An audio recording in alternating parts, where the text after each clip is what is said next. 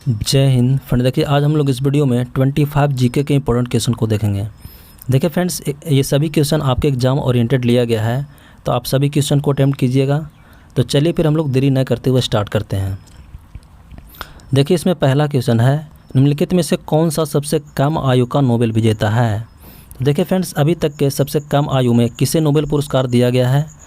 तो इसका right answer क्या हो जाएगा, ऑप्शन नंबर ए, मलाला यूसुफजई को सबसे कम उम्र में अभी तक के नोबेल पुरस्कार दिया गया है। देखिए फ्रेंड्स, इनको 2014 ईस्वी में शांति का नोबेल पुरस्कार दिया गया था, याद रखिएगा। अगला प्रश्न है, चींटी के डंक में कौन सा अम्ल पाया जाता है। तो देखिए फ्रेंड्स, जो चींटी का डंक होता है उसमें कौन सा अम्ल पाया जाता है। तो इसका आंसर आप लोग को भी पता हुआ, इसका आंसर क्या हो जाएगा, ऑप्शन नंबर डी, मेथेनोइक अम्ल पाया जाता है। और देखिए फ्रेंड्स, मेथेनोइक अम्ल को ही फार्मिक अम्ल बोला जाता है, तो इसको भी ध्यान में रखिएगा।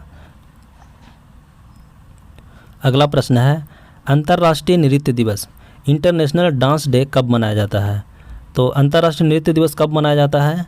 तो इसका राइट आंसर क्या हो जाएगा, ऑप्शन नंबर सी, 29 अप्रैल को अंतर्राष्ट्रीय नृत्य दिवस मनाया जाता है। अगला प्रश्न है, पोंगल पक्षी गणना निम्नलिखित में से किस राज्य की पहल है। राइट आंसर हो जाएगा ऑप्शन नंबर ए, तमिलनाडु राज्य की पहल है। देखिए फ्रेंड्स, इससे याद रखिएगा कि जो पोंगल त्यौहार है वो तमिलनाडु में मनाया जाता है, तो पोंगल पक्षी गणना पहल भी कहाँ की है, तो ये भी तमिलनाडु राज्य की है। अगला प्रश्न है, ओजोन की एक अणु में ऑक्सीजन के कितने परमाणु मौजूद हैं। तो इसका राइट आंसर क्या हो जाएगा, ऑप्शन नंबर ए, इसमें 3 परमाणु मौजूद हैं। देखिए फ्रेंड्स, याद रखिएगा कि ओजोन का सूत्र क्या होता है, O3 होता है। और देखिए फ्रेंड्स, ओजोन परत का मुख्य कार्य क्या होता है, तो सूर्य से आने वाली हानिकारक पराबैंगनी किरणों से हमें रक्षा प्रदान करती है। अगला प्रश्न है, भारत में वस्तु एवं सेवा कर जिसको बोलते हैं जीएसटी कब लागू किया गया था। तो भारत में जीएसटी को कब लागू किया गया था।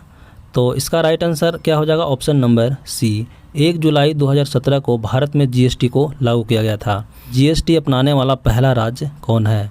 तो असम जो है फ्रेंड्स, वो जीएसटी अपनाने वाला भारत का प्रथम राज्य है, याद रखेगा इसको। और जीएसटी को 101वां संविधान संशोधन के द्वारा लागू किया गया था। अगला प्रश्न है, निम्नलिखित में से किस राजा ने कश्मीर में चतुर्थ बौद्ध संगीति का आयोजन किया था। तो इसका राइट आंसर क्या हो जाएगा, ऑप्शन नंबर सी, कनिष्क द्वारा।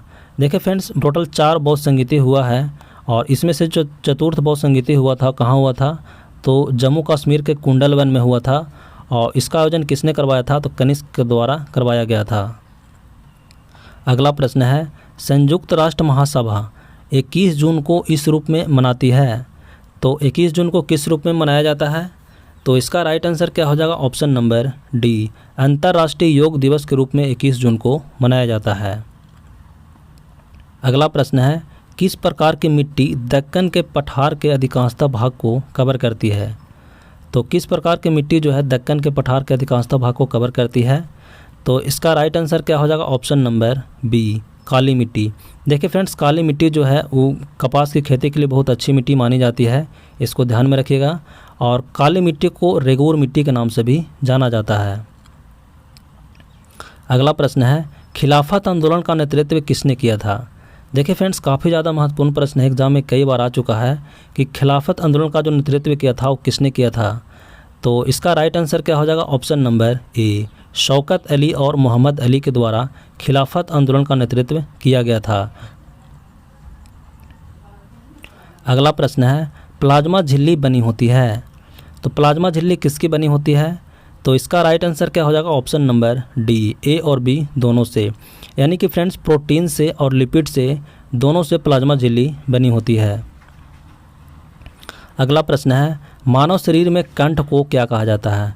तो मानव शरीर में जो कंठ होता है उसको किस नाम से जाना जाता है। तो इसका राइट आंसर क्या हो जाएगा, ऑप्शन नंबर डी, इसे वॉइस बॉक्स कहा जाता है। अगला प्रश्न है, निम्नलिखित में से किस पौधे से रक्तचाप उपचार किया जा सकता है।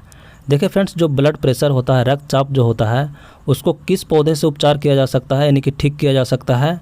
तो इसका राइट आंसर क्या हो जाएगा, ऑप्शन नंबर सी, सर्पगंधा एक पौधा होता है फ्रेंड, उससे रक्तचाप को यानी कि ब्लड प्रेशर को ठीक किया जा सकता है।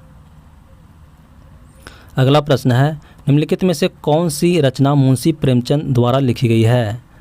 तो इसमें कौन है जो मुंशी प्रेमचंद द्वारा लिखी गई है? तो इसका राइट आंसर क्या हो जाएगा? ऑप्शन नंबर सी, सेवा सदन। याद रखिएगा। अगला प्रश्न है, नोबेल पुरस्कार विजेता कैलाश सत्यार्थी इनमें से किस संगठन से जुड़े हुए हैं? देखिए फ्रेंड्स, नोबेल पुरस्कार कैलाश सत्यार्थी को 2014 ईस्वी में दिया गया था शांति के क्षेत्र में, और इनका जो क्षेत्र है किस संगठन से जुड़े हुए हैं? तो इसका राइट आंसर क्या हो जाएगा? ऑप्शन नंबर ए, बचपन बचाओ आंदोलन से जुड़े हुए हैं। याद रखिएगा इसको। अगला प्रश्न है, प्रकाश संश्लेषण के लिए किस गैस की आवश्यकता होती है? तो इसका राइट आंसर क्या हो जाएगा? Option number B, carbon dioxide gas की आवश्यकता होती है। अगला प्रश्न है, ओपेक, ओपेक का मुख्यालय कहाँ स्थित है? देखिए फ्रेंड्स, ओपेक यह एक पेट्रोलियम निर्यातक देशों का संगठन है। तो जो इसका मुख्यालय है वो कहाँ स्थित है? तो इसका राइट आंसर हो जाएगा ऑप्शन नंबर ए, इसका मुख्यालय वियना में स्थित है। और देखिए फ्रेंड्स, याद रखिएगा कि ओपेक के जो स्थापना है कब की गई थी? तो 1960 ईस्वी में ओपेक की स्थापना की गई थी। अगला प्रश्न है, किस प्रकार के कोयले में कार्बन की प्रतिशत मात्रा सर्वाधिक होती है? तो इसका राइट आंसर क्या हो जाएगा? ऑप्शन नंबर बी, एंथ्रासाइट कोयला जो होता है फ्रेंड्स, इसमें कार्बन की जो प्रतिशत मात्रा सबसे अधिक होती है। इसमें देखिए 94% से लेकर के 98% तक कार्बन की मात्रा पाई जाती है। याद रखिएगा। और यह सर्वाधिक उच्च कोटि का कोयला माना जाता है। अगला प्रश्न है, the God of small things उपन्यास किसने लिखा है?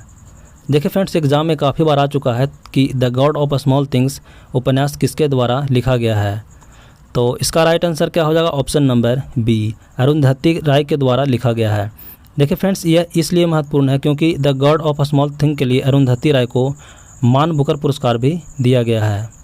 अगला प्रश्न है, पृथ्वी शिखर सम्मेलन के रूप में किसे जाना जाता है? तो पृथ्वी शिखर सम्मेलन सबसे पहले याद रखिएगा कि 1992 में पृथ्वी शिखर सम्मेलन हुआ था। और इसे किस रूप में जाना जाता है? तो इसका राइट आंसर क्या हो जाएगा? ऑप्शन नंबर डी, रियो शिखर सम्मेलन के रूप में पृथ्वी शिखर सम्मेलन को जाना जाता है। अगला प्रश्न है, कामाख्या मंदिर किस राज्य में स्थित है? तो कामाख्या मंदिर जो है वो किस राज्य में स्थित है? तो इसका राइट आंसर क्या हो जाएगा? ऑप्शन नंबर सी, असम राज्य में स्थित है। अगला प्रश्न है, मुगल कालीन प्रसिद्ध गायक तानसेन किस भारतीय संगीत शैली से संबंध रखते हैं? देखिए फ्रेंड्स, तानसेन की बात करें तो तानसेन मुगल सम्राट अकबर के दरबार के प्रसिद्ध संगीतकार थे। तो इनका संबंध किस भारतीय शैली से है? तो इसका राइट आंसर क्या हो जाएगा? ऑप्शन नंबर ए, इनका संबंध ध्रुपद से है। अगला प्रश्न है, द्वितीय पंचवर्षीय योजना की रूपरेखा किसने तैयार किया था? देखिए फ्रेंड्स, भारत में टोटल 12 पंचवर्षीय योजना चला है। उसमें जो द्वितीय पंचवर्षीय योजना है इसका रूपरेखा किसने तैयार किया?